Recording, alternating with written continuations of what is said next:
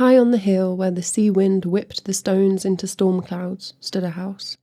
4 squat walls, moss-eaten roof, wide brown door.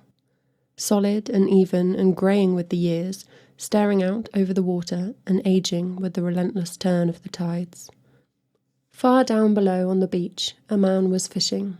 The sand, wet in patches, so cold it felt wet everywhere else, pressing discomfort into his legs through the cloth of his trousers. He sat. The hours, passing overhead obscurely behind banks of mist, lingered, and the fish rarely bit.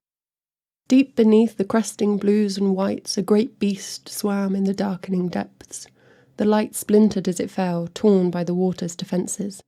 It cannot go fully where it does not belong, and no light lives in the deep. There swam fish with invisible sides, rays with flaked rock skin slipping along the bottom sands, great weeds that grew up in hulking spirals and hid what sat, waiting, within. The beast paid no mind to the fish. It swivelled its black boulder eyes to follow each passing flicker, caught in the last of the pale dying light, but kept its course, forth and back, fins and tail and almighty carcass slipping into the darkness. The beast was listening to the man. Many times since time began have man and beast been at war. Ever does man use the beast to warm himself. Knowing this, the beast kept from the shallows, kept from the metal tang of the line, the glint of the hook, the fabric web of the nets. The fish, startled by his bulk, drawn by his wake, stayed low too, and so the man caught little, hour upon hour. The beast had no desire to fall to such folly. Around and down the hill came a woman. The path wrapped itself to the cliff and the hill, cluttered with heavy rocks and eternally slick from the spray and the rains and the cloud, and the woman walked heavy and steady down to the beach. She carried a plate covered in cloth and a hazy glass bottle, and wore a long curved knife at her hip, thin as a fingernail and honed to the sharpness of a jellyfish sting. For she was a woman of the coast and had grown by the sea. "Mark," she said, and they ate bread and cheese and thin slices of pickled fish and apple wine, sat on 2 boulders, watching the spill of the sea across the horizon. The wind caught at their clothes and noises, pushing back restlessly into the cliff face. He slid the empty plate clattering across the stones. His line sat still. He touched his hand to it like a sailor to a rudder. The boat was patched and waxed, oarlocks sanded smooth and wrenched tight, oars deep oak gold and slick as seals' necks. She took it out late, when the day was falling into night under a streaked purpling sky. The man remained behind, sat in the squat house with its dampening walls and lit his pipe, soaking the air with the smell of earth and plant and warmth. Salt whipped the windows into frosted glass. She rode until the land was a far-off, forgotten thing, until the balls of her shoulders swelled and burned with each roll. Then she spun the boat out on the flat dull silver and watched the sea fall into night. Above, darkness came quickly, slipping its tendrils between the shifting clouds and taking the last of the light, crumbling it apart and scattering it over the black. She took the knife from her hip and set it over her knees, running a finger over the flat of its curve. The beast did not come. When she returned to the house, the man did not ask where she had been or why. They sat beside each other in the dim oil lamplight and filled their lungs with tobacco. The stars wheeled in steady suspension overhead, dropping one by one beneath the cold water. The man reached across and took the woman's hand. The line remained bare. Sometimes the dog would scurry down the stony path and press its paws along the chilled sand, sniff at its master's ankles and query the rod, the string, the grubs, the waiting. Then it would leap off and dart across the black-sheened boulders, lift its feet in rapid repulsion at the touch of the rock-pool slime and return to the hill, panting up the path, pink-tongued and golden-eyed, and sit where the house hid the vastness of the ocean, thin-backed and wary, waiting for scraps. The man would touch its head when he returned home, pause with fingertips nestled behind its inquiring brows, and think that he should not have brought such an animal to such a place. Winter came howling down the coast and ripped at their roof. The man fixed the broken tiles on a ladder strapped to the walls, shifting like caught-up spray in the wind. The dog yipped at his feet, turning snake-bellied circles around the ladder's feet until the job was done. A storm crashed seals against the rocks 3 miles north, and their bodies bobbed down onto the beach in the next day's calm. Their jars of pickled fish dwindled on the shelf, and the woman rowed out at night and sat, waiting, but the beast did not come. The man died quickly of rank sweat fever, skin searing the sheets with his tosses, hacking wetly as the fire trembled on through the darkest spell of winter. Weary-lidded, the woman packed his line, the rod, the string, the grubs, in a metal tin, and carried them down the path to the beach.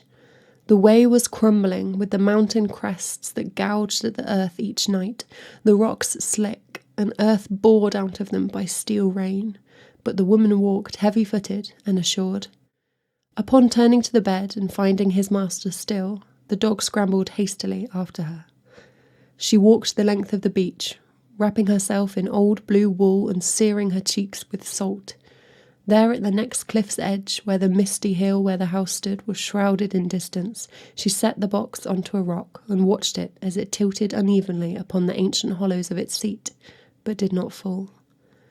There, she said, and eyed the dog. The dog eyed the box, the lapping sea eating the shore, coming for the box, eyed the woman, eyed the knife, and followed her home. She knitted grey into white and white into green until the whole bed looked like the summer sea, and slept beneath it for 2 days. When she rose, the windows were frozen shut, the sea through their murky panes shifting silver under the white sun. She watched its restlessness for an hour, hardened fingertips cracking the peeling paint from the sill until the dog whined to be fed. Far below, the beast listened for the man, and heard him not. It span upon its massive tail, scattering the fish as it went, and raced along the shore, 20 miles, 30 back, and heard nothing. Who, then, would take the grey-lipped shoals and burn them into smoky meat? Who would dive in red-eyed agony to scrabble the sea-floor for its pearls? The woman watched the sea, and the dog watched the woman, and the beast swam uncertain miles in the midnight depths. In time, spring came. The cupboard was empty, the man was dead, and the roof would fail again under the coming rains. The woman took the pipe and stuffed it with all the tobacco that remained, puffing until the sea was lost behind the smoke.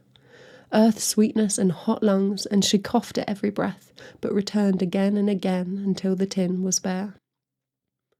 The dog shifted happily at the scent, closing its eyes under the table.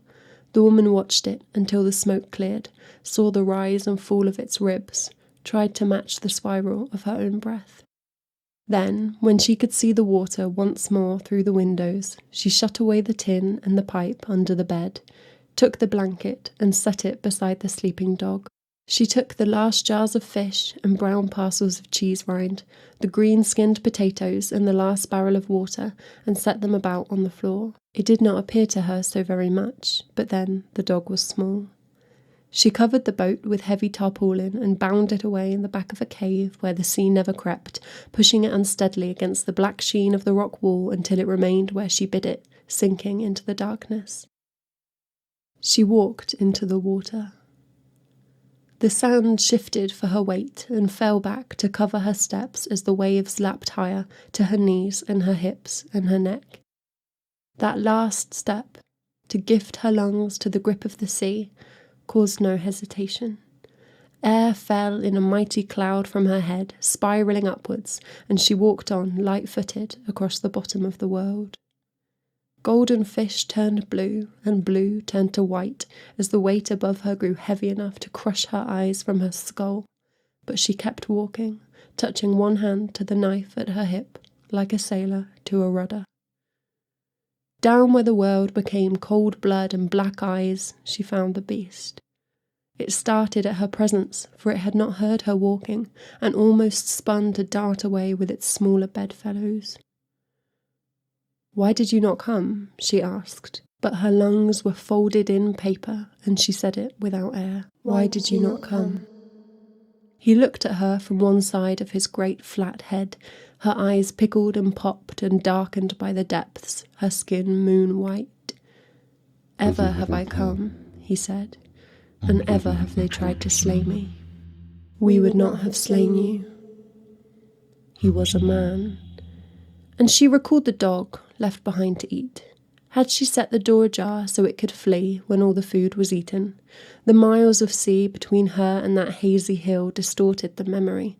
The smoke that smelt of all the places the man had been before when she first knew him. The green sloping hills that rolled to the distance, the peat in the trees, the copses and meadows and roaring fires, the sheep flesh and wood. Streams where the water stung with iron, not salt, forests cut through with deer paths. And from there she had taken him, for she loved him. And willingly he had gone, and sat his days upon that desolate grey shore where the land and the sea battled and neither overcame, and tilted his line and tightened his belt, set the dog at his feet at night and turned his gaze from the window, as if that were enough to return him. I waited for you, every night. That slow shifting skin, the shake of his mighty tail. I am done fighting men. He is dead. She tilted her head back and looked wide at the mountains above, the spiralling bubbles, the shoals and shadows, the twisted fragments of day. Then she stepped on, the beast at her side, deeper yet. The binds of weed stood before them with fingers 4 feet long and stems as wide around as a barrel. She took her knife and sliced them, forth and back. And all the fish fled now, for one beast is a curiosity, but 2 do not stand waiting, and the weeds parted for them as they sank beneath the miles. Down at the very bottom of the ocean, the rocks and sand and invisible things slip apart, and there is nothing to see if you do not have eyes to see it.